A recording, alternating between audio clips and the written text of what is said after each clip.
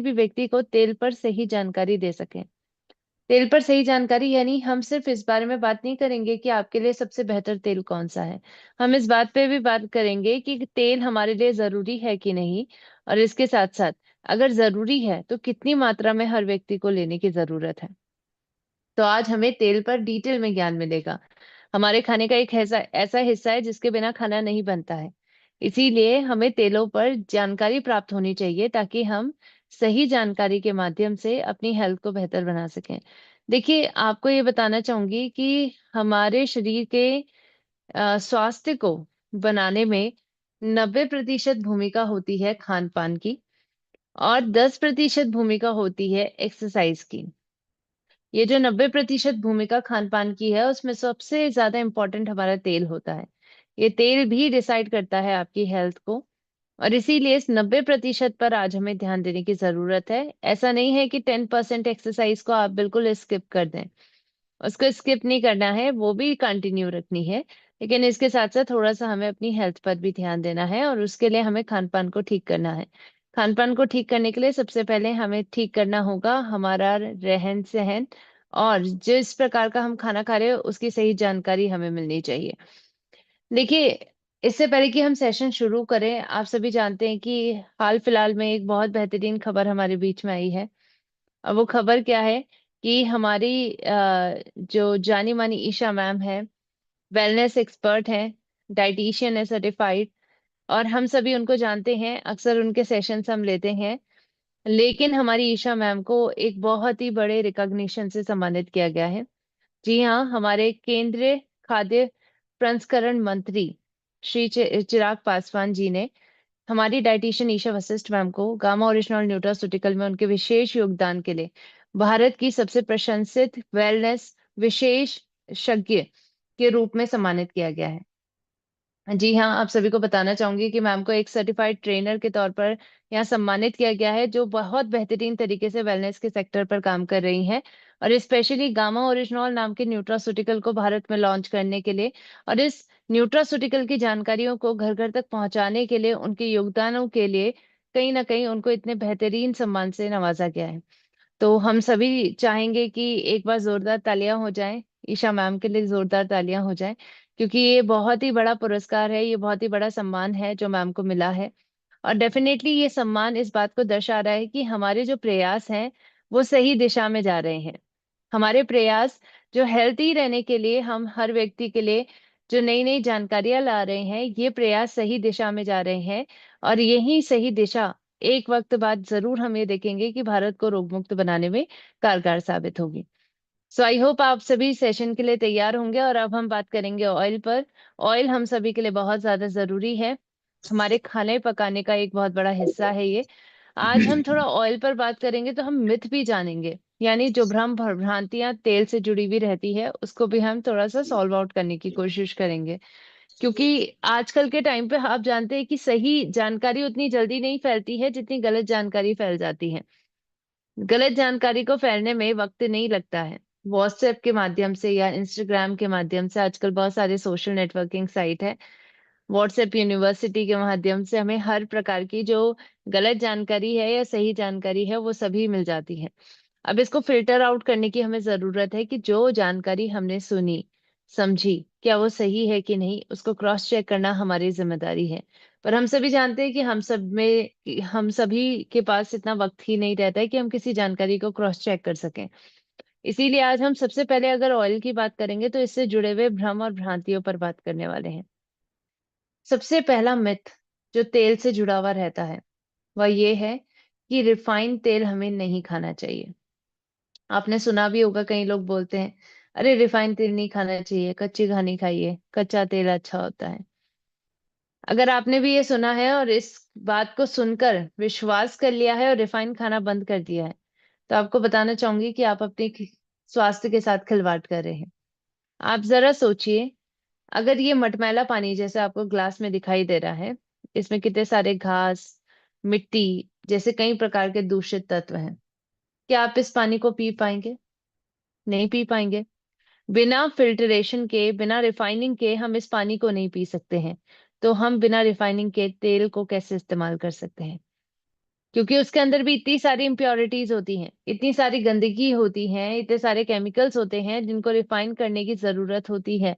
अगर वो रिफाइनिंग की प्रक्रिया से होकर नहीं गुजरेगा तेल, तो वो तेल खाने योग्य नहीं होगा। इसीलिए जरूरत है हमें इस बात को जानने की, रिफाइंड तेल ही खाना चाहिए। और ये बात डाइटिशियंस, डॉक्टर्स रेकमेंड करते हैं कि रिफाइन ऑयल बिल्कुल सेफ होता है कुकिंग के लिए, और जब भी आप इस्तेमाल करें तो रिफाइन ऑयल का ही इस्तेमाल करें। सो आई होप पहली भ्रांति, पहला भ्रम हमारा सबसे पहले क्लियर हो गया होगा। अब हम बात करेंगे दूसरी भ्रांति पर। और दूसरा मिथ है, तेल खाने से मोटे होते हैं। बहुत सारे लोगों से ये सुना भी होगा, नहीं नहीं हम zero fat diet, zero oil diet पे जा रहे हैं क्योंकि हम मोटे हो जाएंगे। पर आपको बताना चाहूंगी, ऐसा करना कभी कभी हमारे लिए बहुत डेंजरस होता है। क्यों? क्योंकि हमारी बॉडी को फैट की जरूरत होती है। मिनिमम एक अमाउंट में आपको अपने खाने के माध्यम से फैट और ऑयल को लेने की जरूरत होती है, क्योंकि ये हमारे शरीर के लिए बहुत जरूरी होते हैं।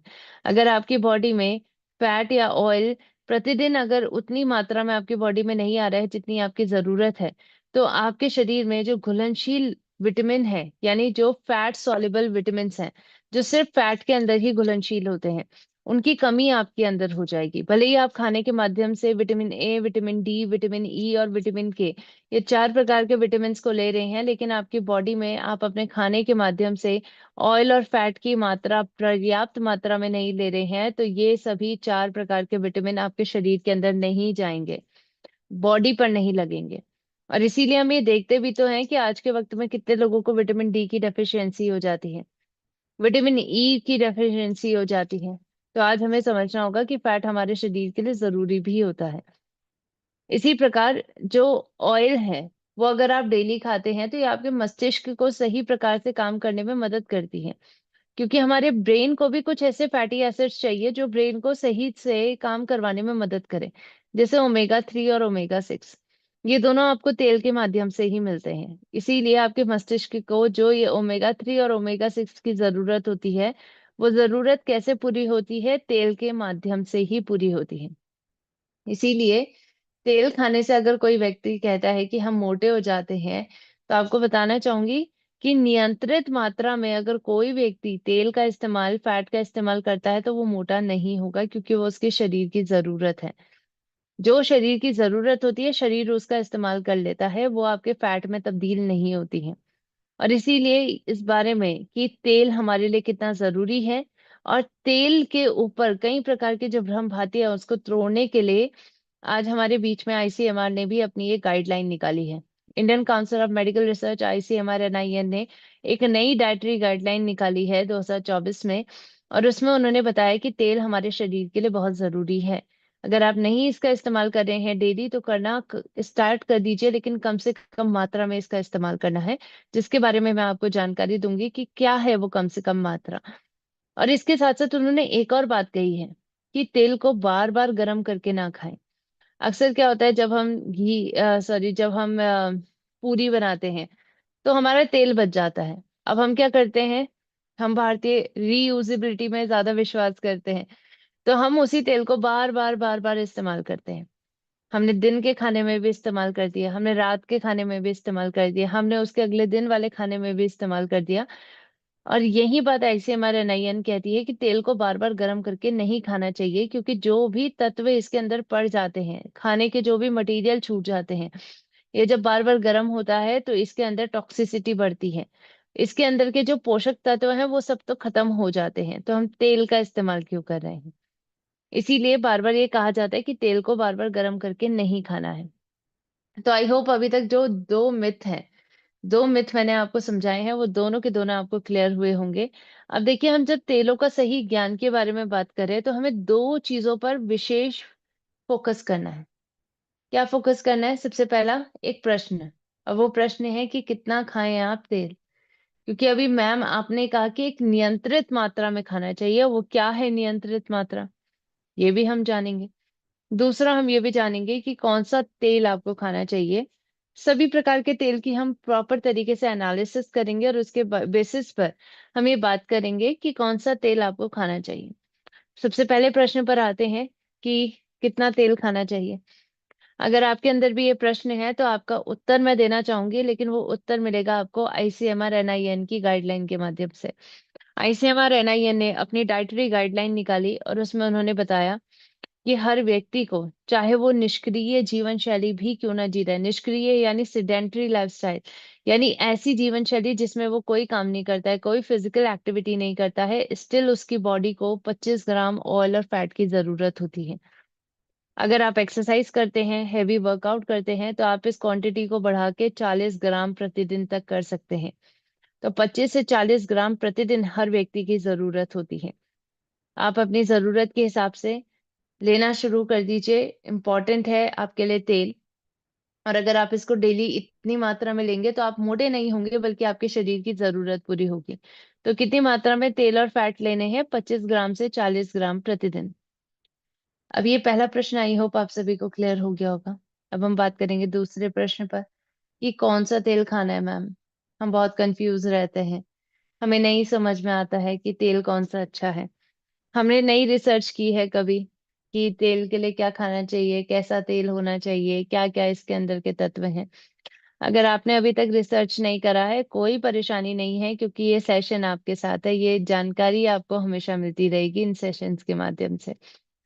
देखिए, तेल को जानने के लिए आपको पहले तेल को समझना होगा, यानी कौन सा तेल आपके लिए बेस्ट है, इसको समझने के लिए पहले आपको तेल समझना होगा कि तेल किन किन घटकों से मिलके बनते हैं, किन किन फैक्टर्स से मिलके बनते हैं, क्या क्या इसके अंदर फैट होते हैं।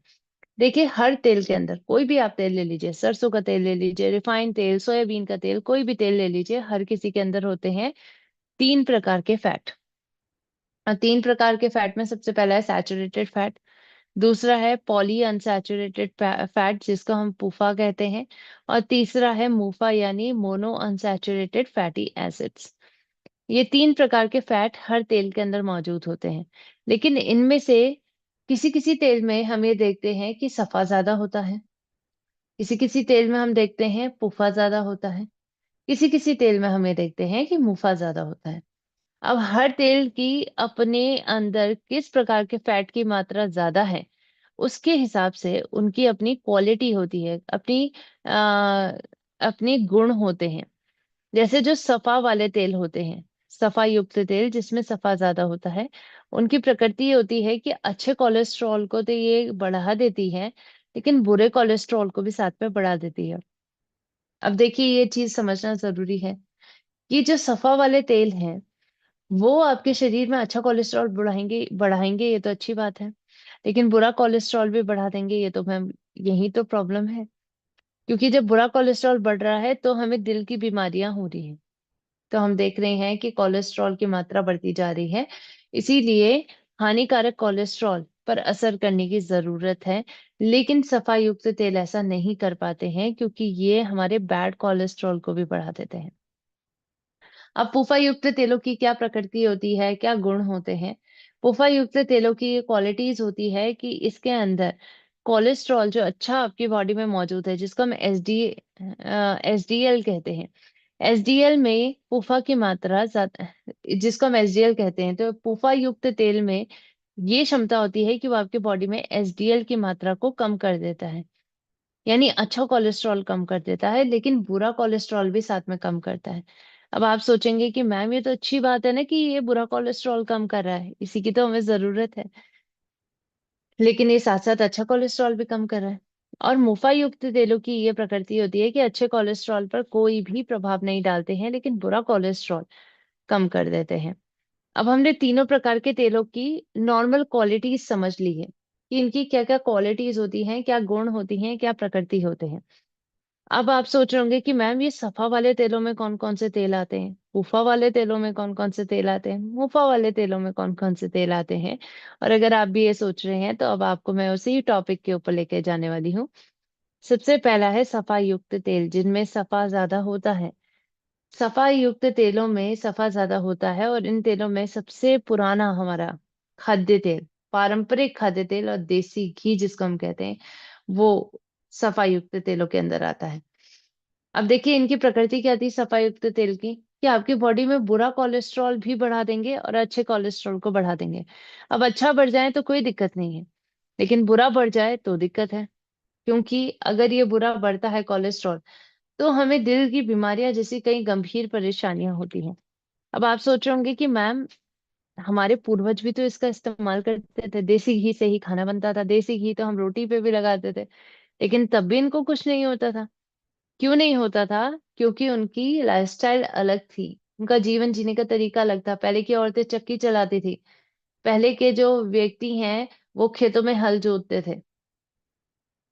सो कहीं ना कहीं उनकी फिजिकल एक्टिविटीज बहुत ज्यादा थी, जिसकी वजह से उनके बॉडी में ये जो कोलेस्ट्रॉल बढ़ रहा है वो अपने आप कम हो जाता था। लेकिन आज की जीवन शैली आप भी जानते हैं, क्या हम बहुत ज्यादा फिजिकल एक्टिविटीज करते हैं? नहीं करते हैं। आज तो हमारे पास सब सुविधाएं हैं, हम घर पे बैठे बैठे ही सारा काम कर लेते हैं। लैपटॉप के माध्यम से, कंप्यूटर के माध्यम से हम सारा काम कर सकते हैं। और इसी वजह से आज हमारी फिजिकल एक्टिविटी जब कम हो रही है, फिर भी अगर हम देसी घी का इस्तेमाल कर रहे हैं तो ये कोलेस्ट्रॉल को बढ़ा दे रही है। और इसी वजह से आज लोगों को बहुत सारी परेशानियां आ रही हैं।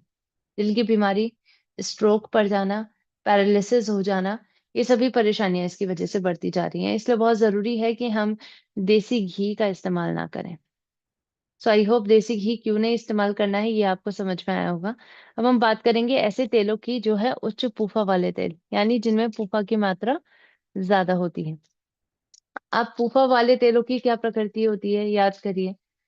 ये आपके शरीर में बुरे कोलेस्ट्रॉल को कम करेंगे। मैम ये तो अच्छी बात है, लेकिन इसके साथ साथ अच्छे कोलेस्ट्रॉल को भी कम कर देंगे। तो ये दोनों को ही कम कर देते हैं, बुरे कोलेस्ट्रॉल को भी कम करते हैं, अच्छे कोलेस्ट्रॉल को भी कम करते हैं। और पूफा वाले तेलों में कौन कौन से तेल आते हैं? जैसे कि करडी का तेल, सूरजमुखी का तेल, सोयाबीन का तेल, मक्खी का तेल, कपास का तेल, ये सभी तेल उच्च पूफा वाले तेलों में आते हैं। अब अभी मैंने जैसे इसकी प्रकृति बताई कि ये बुरा कोलेस्ट्रॉल भी कम करेंगे, अच्छा भी कम कर देंगे। अब जब बुरा कोलेस्ट्रॉल कम करते हैं, तो जब इस पर स्टडीज की, तो डॉक्टर्स ने कहा कि ये तो सबसे अच्छा तेल है, क्योंकि ये बुरा कोलेस्ट्रॉल कम कर रहा है। लेकिन ये शॉर्ट टर्म स्टडीज की गई थी, कम वक्त के लिए, अल्पावधि के लिए ये अध्ययन किया गया था। जब यही अध्ययन बहुत लॉन्ग टर्म के लिए किया गया, तो ये साइंटिस्ट ने पाया कि ये आपकी बॉडी में अच्छा कोलेस्ट्रॉल कम कर दे रहा है, एसडीएल कम कर दे रहा है। और इसकी वजह से ऐसे व्यक्ति जो लंबे टाइम तक पूफा वाले तेलों का इस्तेमाल करते थे, उनके जोड़ों में दर्द हो जाता है। तो आज के वक्त में हम ये देख रहे हैं ना कि 30-40 की उम्र में ही लोगों को अर्थराइटिस हो जा रहा है। क्यों हो रहा है? क्योंकि पहले से ही पूफा युक्त तेल खा रहे हैं। बुरा कोलेस्ट्रॉल तो कम हो रहा है, लेकिन अच्छा कोलेस्ट्रॉल भी कम हो जा रहा है। इसीलिए जरूरी है कि हम उच्च उच्च पूफा वाले तेलों का इस्तेमाल भी नहीं कर सकते हैं, रेगुलर बेसिस पे तो बिल्कुल भी नहीं कर सकते हैं। करडी का तेल, सूरजमुखी का तेल, सोयाबीन का तेल, मक्की का तेल, कपास का तेल, इनका आप डेली बेसिस पर इस्तेमाल नहीं कर सकते हैं। अब कौन से तेल बचे? उच्च मूफा वाले तेल। उच्च मूफा वाले तेलों में आपके 3 प्रकार के तेल आते हैं, जैसे सरसों का तेल, कैनोला ऑयल और जैतून का तेल। अब ये तीनों प्रकार के तेल आपके आते हैं उच्च मूफा वाले तेलों में। याद करिए मैंने इन तेलों के बारे में क्या बताया था। उच्च मुफा वाले तेलों का क्या गुण होता है, क्या क्वालिटीज होती है, कि ये बुरे कोलेस्ट्रॉल को तो कम करते हैं, अच्छे पर कोई प्रभाव नहीं डालते हैं, ना ये बढ़ाते हैं उसको, ना ये कम करते हैं उसको। अब आप सोचोगे मैम यही तो चाहिए था, हम चाहते थे कि बुरा कोलेस्ट्रॉल कम हो जाए, अच्छा कम ना हो, और ये तो अच्छे पे कोई काम ही नहीं कर रहा है, तो ये डेफिनेटली अच्छा है। अब आपको बताना चाहूंगी कि स्पेशली इसमें हम सबसे ज्यादा जो इस्तेमाल करते हैं सरसों का तेल। आपने सुना भी होगा, कई लोग बोलते हैं कि सरसों का तेल खाना चाहिए, बहुत अच्छा होता है। अच्छा होता है ये, क्योंकि ये बुरा कोलेस्ट्रॉल कम कर देता है। लेकिन सरसों के तेल के अंदर एक ड्रॉबैक है, और वो ड्रॉबैक है कि इसके अंदर एक एसिड मिलता है, एक कंपाउंड मिलता है जिसको हम इरूसिक एसिड कहते हैं। और ये इरूसिक एसिड के होने की वजह से सरसों का तेल खाने योग्य नहीं है। क्यों नहीं है? आपको बताना चाहूंगी, यूरोपीय खाद्य नियम क्या कहते हैं। यूरोपीय खाद्य नियम कहते हैं कि अगर किसी तेल में 5% से ज्यादा, जी हाँ सुनिए, आप ध्यान से सुनिएगा, 5% से ज्यादा अगर किसी भी खाद्य तेल में इरूसिक एसिड मिलता है, तो वो तेल को खाने की सलाह नहीं दी जाती है। अब देखिए यहाँ पर बात किसकी करी है? 5% की। हमारे भारत में जो तेल मिलता है, या सरसों का तेल नॉर्मली जो भी मिलता है, उसमें इरूसिक एसिड 35 से लेकर 55% तक पाई जाती है। अब आप सभी सोचिए, कहाँ बात हो रही थी 5% की, और कहाँ बात हो रही है भारत में 35 से लेकर 45% की। यानी हमारे भारत में उच्चतम मात्रा में जो इरूसिक एसिड है जिस तेल के अंदर, जिस सरसों के तेल के अंदर, उसका इस्तेमाल हम कर रहे हैं। और इसीलिए तो बड़े बड़े देशों में भारत का जो मस्टर्ड ऑयल है उसको कहा गया है कि केवल बाहरी इस्तेमाल के लिए इसको उपयोग किया जाए, खाने के योग्य नहीं है। तो आज हम ये भी देख रहे हैं कि मस्टर्ड ऑयल यानी सरसों का तेल अगर कोई लंबे टाइम तक लेता है तो उसको हार्ट प्रॉब्लम होने लग जाती है। कई लोगों के गॉल ब्लैडर में कैंसर का खतरा भी बन जाता है जब सरसों के तेल का लंबे टाइम से इस्तेमाल करते आ रहे हैं। तो यानी सरसों का तेल भी हम इस्तेमाल नहीं कर सकते। अब हमारे पास ऑप्शन क्या बचा?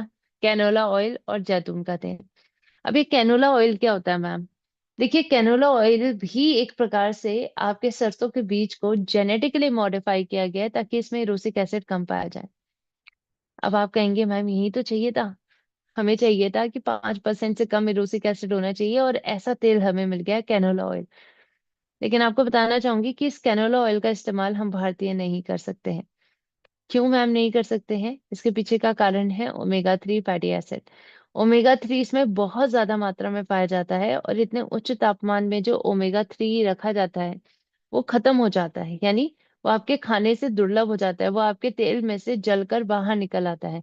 इसी वजह से ओमेगा 3 किसी भी अगर तेल के अंदर ज्यादा पाया जाता है तो इसके कारण आपका तेल जल्दी जलने लग जाएगा, उसके पोषक तत्व जल्दी खत्म हो जाएंगे। और इसीलिए खाना बनाने के लिए कैनोला ऑयल का इस्तेमाल भी हम भारतीय नहीं कर सकते हैं। क्यों? क्योंकि हम डीप फ्राई करके खाना बनाते हैं, हम तड़का लगाते हैं खाने में, जिसकी वजह से तेल को गर्म करना पड़ता है।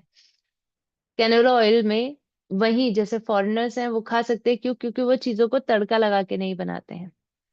देखिए, अभी तक जितनी बात की गई है सरसों का तेल, कैनोला ऑयल, इन सभी में मुफा ज्यादा है। अब एक और तेल है जिसका नाम है जैतून का तेल। और जैतून का तेल लेने की सलाह भी नहीं दी जाती है क्योंकि इसका भी स्मोक पॉइंट ज्यादा है।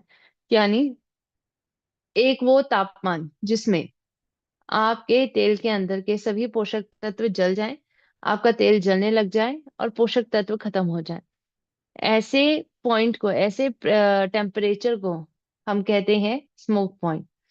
जैतून का तेल का भी कम है जिसकी वजह से ये जल्दी जलता है, इसके पोषक तत्व खत्म हो जाते हैं।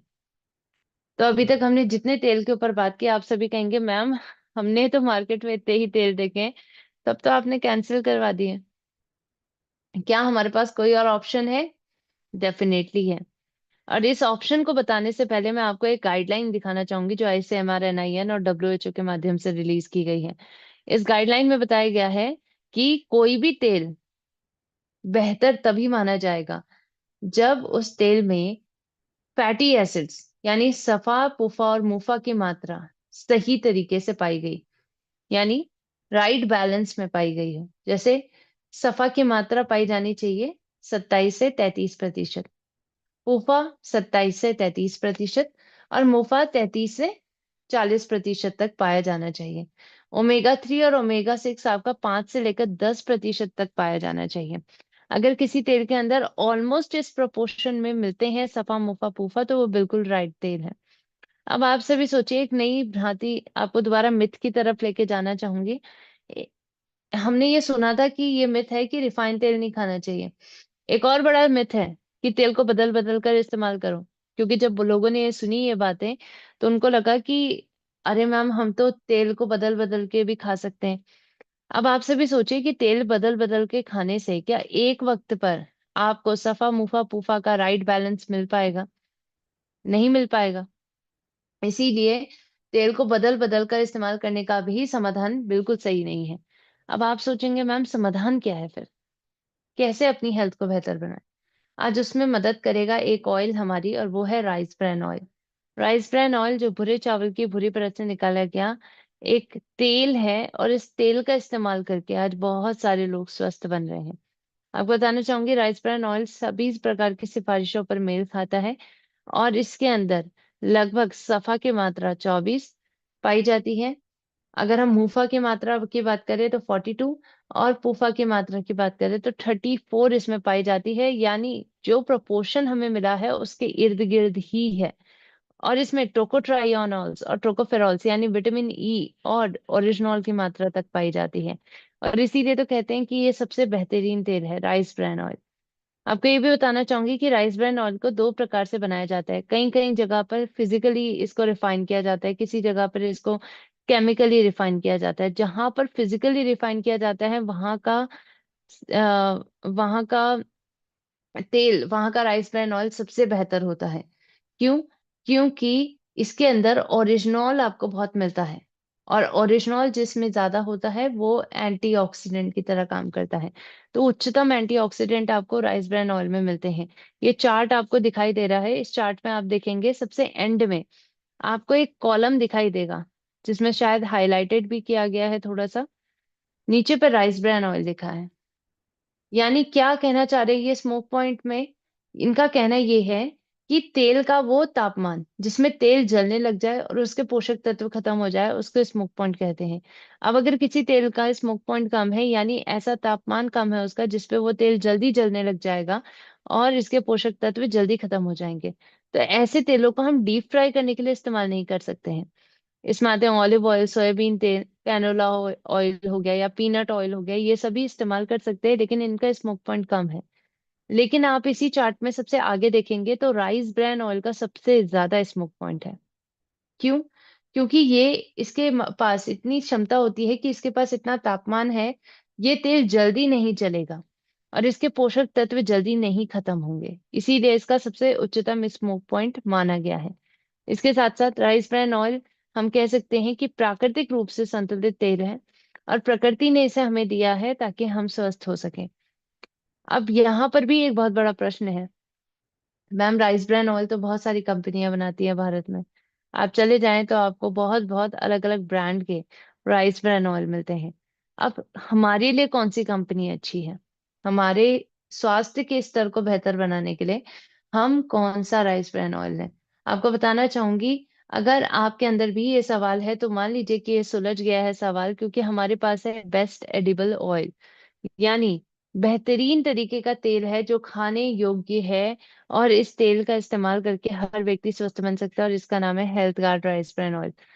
हर व्यक्ति इसका इस्तेमाल करें। इसको एपी ऑर्गेनिक्स लिमिटेड धुरी के माध्यम से बनाया गया है, और ये कंपनी भारत की हाईएस्ट एक्सपोर्टर है rice bran oil. AP Organics के माध्यम से बनाया गया ये गामा ओरिजिनॉल, इसके ऊपर हम अपनी पेटेंटेड टेक्निक का इस्तेमाल करके फिजिकल रिफाइनिंग के माध्यम से इस तेल को बनाते हैं। और अगर आप इसका इस्तेमाल करते हैं तो आप इसके इस्तेमाल से ही इसकी क्वालिटी समझ जाएंगे, क्योंकि ये बहुत अच्छे हेल्थ रिजल्ट्स देता है। इसी के चलते हमारे doctor A R Sharma ji को यहाँ पुरस्कृत भी किया है, बहुत सारे नेशनल अवार्ड से पुरस्कृत किया गया है। सोचिए कि कितना बेहतर तरीके से इस न्यूट्रास्यूटिकल पर काम किया जा रहा है। चाहे वो न्यूट्रास्यूटिकल की बात करें हम, चाहे वो तेल की बात करें हम, तो बेहतर तेल और बेहतर न्यूट्रास्यूटिकल को घर घर तक पहुंचाने की इस मुहिम पर एपी ऑर्गेनिक्स काम कर रहा है, ताकि लोगों को जल्द से जल्द स्वस्थ बनाया जा सके। आज इस तेल को बनाने के लिए फूड सेफ्टी के जो सभी प्रकार के इंटरनेशनल स्टैंडर्ड्स हैं, अंतर्राष्ट्रीय स्तर हैं, उनको पूरा किया जा रहा है। जैसे थर्मोसाइफन सिस्टम इसमें इस्तेमाल किया गया है। थर्मोसाइफन सिस्टम क्या होता है? देखिए, पहले के वक्त में 1960s 50s की वक्त की बात मैं कर रही हूँ, उसके बाद भी कई ऐसी त्रासदियां हुई हैं, लेकिन उस वक्त में स्पेशली तेल को गर्म करने के लिए एक फ्लूइड का इस्तेमाल किया जाता था। फ्लूइड यानी चाहे वो मिनरल ऑयल हो, चाहे वो कैरोसिन हो। और इस तेल को गर्म करने के लिए फ्लूइड का जब इस्तेमाल किया जाता था, तो कई बार लीकेज होने की वजह से कई तेल के अंदर ये मिनरल ऑयल चल जाते थे, और इसकी वजह से बहुत बड़ी बड़ी ट्रेजेडी हो चुकी है। जी हाँ, बहुत बड़ी बड़ी ट्रेजेडी इसकी वजह से हो चुकी है, जब बहुत सारे लोगों की जीवन चला गया। और इसके पीछे का कारण क्या था? यही मिनरल ऑयल में कंटेमिनेशन हो जाना, या फिर आपके तेलों में कंटेमिनेशन हो जाना। जापान में 1968 में, ताइवान में 1979 में ऐसी कई त्रासदियां हो चुकी हैं, जिसकी वजह से बहुत सारे लोगों की हेल्थ खराब हुई, बहुत लोगों की मृत्यु तक हो गई। तो आज हमें जरूरत है कि हम ऐसे तेल का इस्तेमाल करना करें जिसमें ऐसे कंटेमिनेशन होने की संभावना बढ़ सकती है। आज हमें एक बेहतर सिस्टम की जरूरत है। और वो सिस्टम आखिर है क्या? वो सिस्टम है थर्मोसाइफन सिस्टम। अब थर्मोसाइफन सिस्टम में क्या होता है?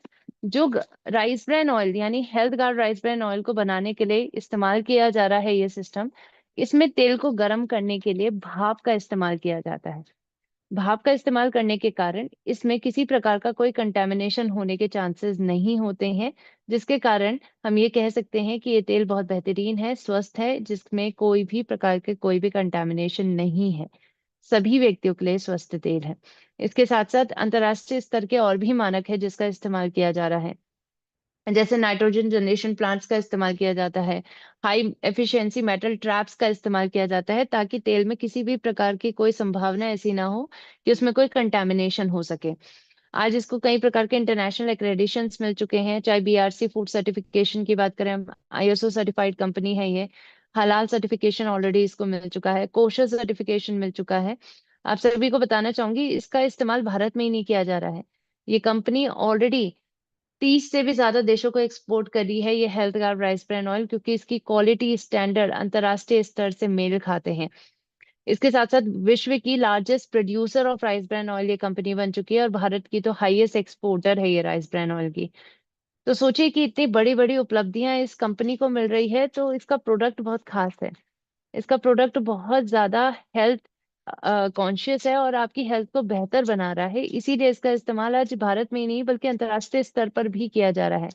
चाहे वो सेफ्टी स्टैंडर्ड्स पर हम बात करें या फिर इसकी क्वालिटी पर बात करें, हर एक स्तर पर ये बहुत अच्छा है। इसीलिए इसका इस्तेमाल करना हर व्यक्ति के लिए जरूरी है। Health Guard rice bran oil लीजिए। संक्षिप्त में आपको बताना चाहूंगी क्यों लेना है। इसमें सबसे उच्चतम ओरिजिनॉल मिलता है। सबसे उच्चतम ओरिजिनॉल यानी आप किसी भी राइस ब्रान ऑयल को देखेंगे, आप ये चेक करेंगे कि उसमें ओरिजिनॉल कितना है। तो फिजिकली रिफाइनिंग के माध्यम से बनाए गए तेलों में, राइस ब्रान ऑयल में सबसे ज्यादा आपको ओरिजिनॉल मिलता है। आपको बताना चाहूंगी, इसमें 14,000 पीपीएम ओरिजिनॉल मिलता है आपको। यानी 100 ग्राम ऑयल में आपको 1400 mg ओरिजिनॉल की मिलती है। ये बहुत ही बेहतरीन स्तर है। और आप सभी जानते हैं कि ओरिजिनॉल के कितने बेहतरीन फायदे हैं। ये कोलेस्ट्रॉल कम करता है, सूजन को कम करता है, लीवर को सुरक्षित करता है। मधुमेह की परेशानी यानी 17-18 बीमारियों पर तो ओनली एंड ओनली ओरिजिनॉल काम कर लेता है। तो डेफिनेटली इसका इस्तेमाल हमें करना है। हेल्थ गार्ड को ही क्यों लेना है, इसके और भी कई कारण हैं। सबसे पहले तो इसमें उच्चतम ओरिजिनॉल मिलता है। दूसरा, ये तेल ट्रांस फैट फ्री है। आप सभी ने ये लोगो जरूर देखा होगा, आपको ये डब्बे पे भी दिखाई देता है लोगो, काला, लाल और सफेद कलर का, जिसमें ट्रांस फैट फ्री लिखा हुआ रहता है। ट्रांस फैट एक प्रकार का अनहेल्दी फैट है। एक ऐसा फैट जिसको हम कह सकते हैं अनहेल्दी फैटी फैट है ये। इसका इस्तेमाल अगर आप करते हैं, खाने के माध्यम से अगर इसको लेते हैं, तो ये आपके शरीर में कई प्रकार के दुष्प्रभाव कर सकता है। कोलेस्ट्रॉल बढ़ा सकता है, अल्जाइमर की बीमारी, इवन कैंसर की परेशानी, डिप्रेशन, डायबिटीज जैसी कई प्रकार की बीमारियां ट्रांस फैट की वजह से हो रही है। और इसीलिए अंतर्राष्ट्रीय स्तर पर ही नहीं बल्कि हमारे भारत में भी आज ये बात की जा रही है कि हमें ट्रांस फैट फ्री वर्ल्ड बनाना है। डब्ल्यूएचओ और food safety and standard authority of India ने साथ में मिलकर एक नया कैंपेन लॉन्च किया है, जिसमें वो कहते हैं कि हमें पूरे विश्व को ट्रांस फैट से मुक्त बनाना है। ट्रांस फैट आपके खाने में भी नहीं होने चाहिए, ना आपके तेल में होने चाहिए। और इसीलिए आपको ऐसी चीजों का इस्तेमाल करने की जरूरत है जिसमें लिखा हुआ है कि ट्रांस फैट फ्री है ये। तो इससे जुड़ी हुई एक डॉक्टर की वीडियो मैं आपको दिखाना चाहूंगी। इन डॉक्टर को आपने देखा भी होगा, कई डॉक्टर्स के रिव्यूज में हमें ये डॉक्टर देखने को मिलते हैं, और इनका नाम है डॉक्टर राहुल भार्गव।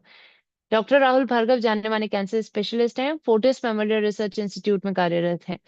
तो आइए डॉक्टर साहब से ही सुनते हैं कि ट्रांस फैट हमारी बॉडी के लिए कितना नुकसानदायक हो सकता है, और आज हमें ट्रांस फैट फ्री तेलों का इस्तेमाल या फिर खानों का इस्तेमाल करने की जरूरत आखिर क्यों है। तो आपको बातें सुननी है डॉक्टर साहब की, बिल्कुल डिटेल में सर बात करेंगे और आपको उनकी बातों को ध्यान से सुनना है। Hi, I'm Dr. Rahul Bhargav, Director of Hematology and Bone Marrow Transplant at Fortis Memorial Research Institute, Gurugram. जैसा हम जानते हैं कि ट्रांस फैट खाने के अपने काफी सारे नुकसान होते हैं और निरंतर रूप से इस बात पे रिसर्च होती आई है, और इसी के मद्देनजर रखते हुए जिस प्रकार ने डब्ल्यूएचओ ने नारा दिया है कि हमें ट्रांस फैट फ्री डाइट की तरफ आगे बढ़ना है 2023 में, उसी को भारत सरकार ने अपनाया है और एफएसएसआई के माध्यम से लोगों को अवगत कराने की एक मुहिम जो चलाई है कि ट्रांस फैट आपके खाने में कितना है, इसको जानना आवश्यक है। क्या चीज ट्रांस फैट फ्री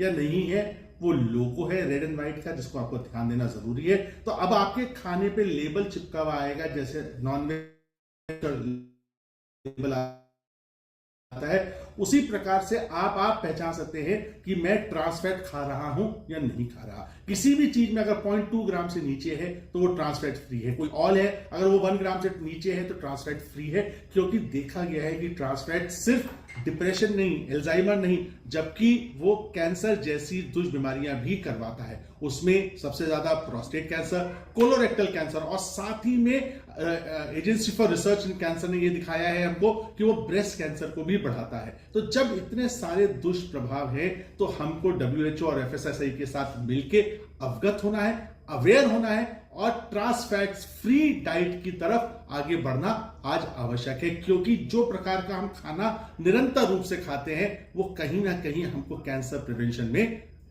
बचाव देता है और हमारे को कैंसर होने से बचाता है। तो इसीलिए इस मुहिम में जुड़िए, ट्रांस फैट फ्री की तरफ बढ़िए, रेड और ब्लैक लेबल से बढ़ के पहचानिए और उसको ना खाइए।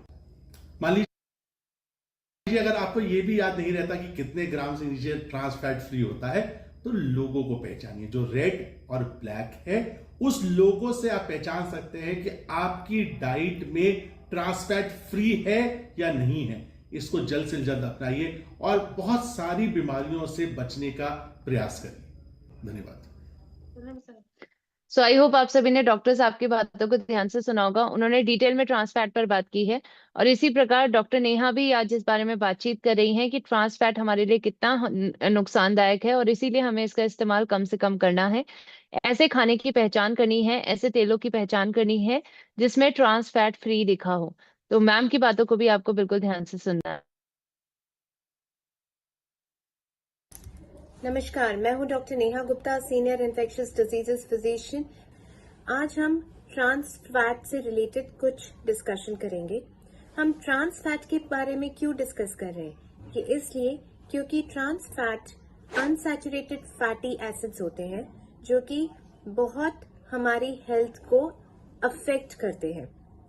बेसिकली ये जो फैटी एसिड्स हैं या फैट्स हैं, ये हमारे कोलेस्ट्रॉल को इंक्रीज करते हैं, जो कि बुरा कोलेस्ट्रॉल होता है, या फिर LDL या फिर बैड कोलेस्ट्रॉल को इंक्रीज करते हैं, और जो गुड कोलेस्ट्रॉल है दैट इज HDL उसको ये कम करते हैं, जिससे कि हमारी हेल्थ पे बहुत सारे साइड इफेक्ट्स हो सकते हैं। कार्डियक रिलेटेड एडवर्स इवेंट्स हो सकते हैं अगर ट्रांस फैट की मात्रा फूड आइटम्स में ज्यादा हो। सिर्फ कार्डियक कॉम्प्लिकेशंस ही नहीं, बल्कि बहुत सारे इफेक्ट इंक्लूडिंग ब्रेन में अल्जाइमर्स, डिमेंशिया, इसके अलावा ओबेसिटी, इनफर्टिलिटी, कैंसर जैसी प्रॉब्लम्स भी ट्रांस फैट से हो सकती हैं, स्पेशली अगर इसकी मात्रा हमारे फूड आइटम्स में ज्यादा है। तो कौन से फूड आइटम्स हैं जिसमें कि ट्रांस फैट ज्यादा पाया जाता है? बेसिकली प्रोसेस्ड फूड आइटम्स जैसे कि bakery, cakes, pastries, buns, deep fried chicken, French fries, along with that biscuits, chips, इन सभी में ट्रांस फैट की मात्रा ज्यादा हो सकती है, क्योंकि ट्रांस फैट अगर यूज किया जाता है तो उससे शेल्फ लाइफ बढ़ जाती है। बट ट्रांस फैट क्योंकि एक बैड फैटी फैट है, जिसकी वजह से हमारे हेल्थ या हमारे स्वास्थ्य में बहुत ज्यादा इम्पैक्ट पड़ता है, इसलिए ट्रांस फैट की मात्रा हमारे खाने में कम होनी चाहिए। सो जो भी हम फूड आइटम्स खरीदते हैं उसमें मेंशन होता है कि इसमें ट्रांस फैट की मात्रा इतने % है। बहुत सारी international bodies including FSSAI, which is the food safety and standards authority of India, इन्होंने भी ट्रांस फैट की मात्रा दैट इज कैपिंग कर दी है कि फूड आइटम्स में ट्रांस फैट की मात्रा 2% से कम ही होनी चाहिए। सो हर कस्टमर के लिए देखना फूड आइटम में कि ट्रांस फैट कितना है, ये थोड़ा इनकन्वीनियंट या बहुत ज्यादा टाइम सेविंग प्रोसेस नहीं रहेगा। इसलिए एक लोगो भी तैयार किया गया है जो कि ट्रांस फैट फ्री लोगो है, and it's very visible. It is basically a black, red and white logo, और अगर ये आपके फूड आइटम्स में लगा होगा और इसको आप देख सकते हैं कि ये trans fat free food item है, तो it is much more easier and faster to purchase a particular food item and know that हाँ कि ये हमारे स्वास्थ्य के लिए भी ठीक है। तो इसीलिए मैं ये रिक्वेस्ट करूंगी कि हाँ, हम जब भी फूड आइटम कोई भी खरीदें तो हम इस लोगों को देखें कि ये लोगो है कि नहीं है, और इस लोगों को यूज करके या इस लोगों की अवेयरनेस बढ़ने से हमारे स्वास्थ्य के लिए भी ये बहुत अच्छा है। धन्यवाद।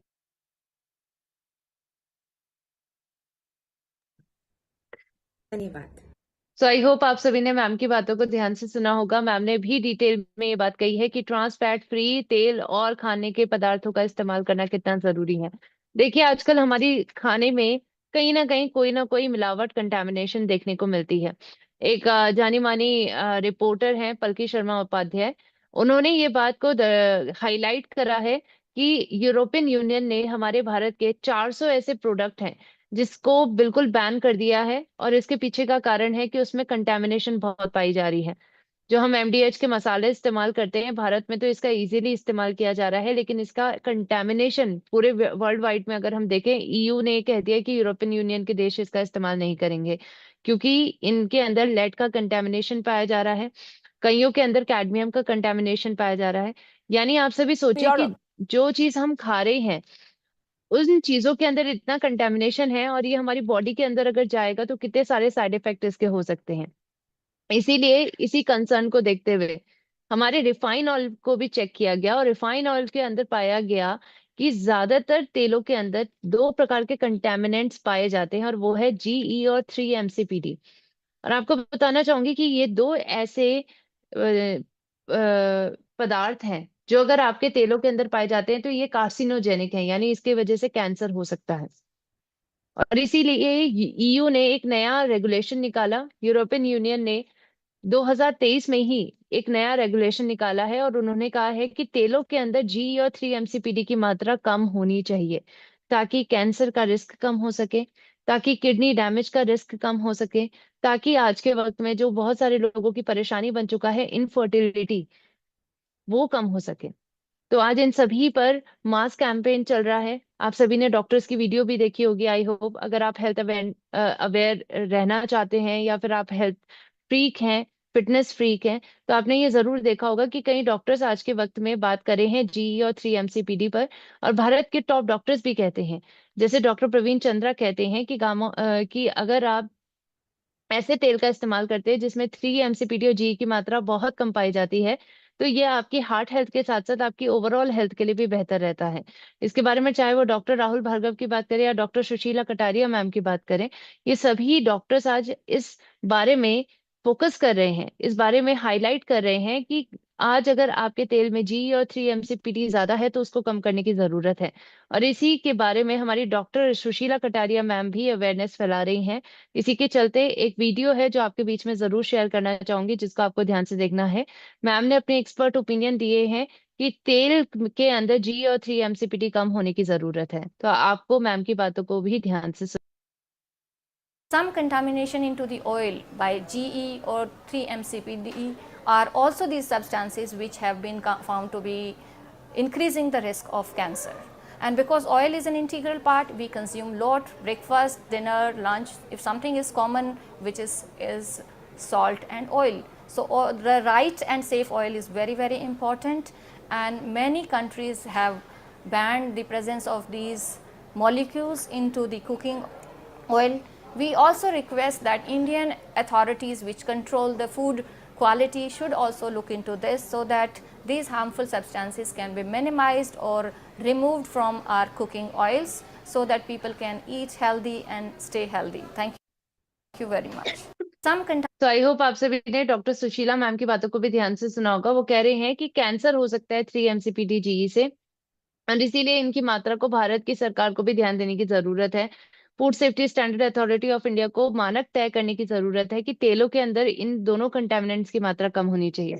आपको बताना चाहूंगी कि ये मानक अभी तक तय नहीं हुए हैं, लेकिन हमारे भारत में ऑलरेडी एक कंपनी है जो यूरोपियन मार्केट के अनुसार, यूरोपियन खाद्य नियमों के अनुसार चल रही है, और जिसके तेल के अंदर 3 MCPD और जी की मात्रा न्यूनतम पाई जा रही है, और वो है हमारा health Guard rice bran oil. सोचिए कि कितने फ्यूचर के हिसाब से हम चीजें को देख रहे हैं कि 3 MCPD और जी के मान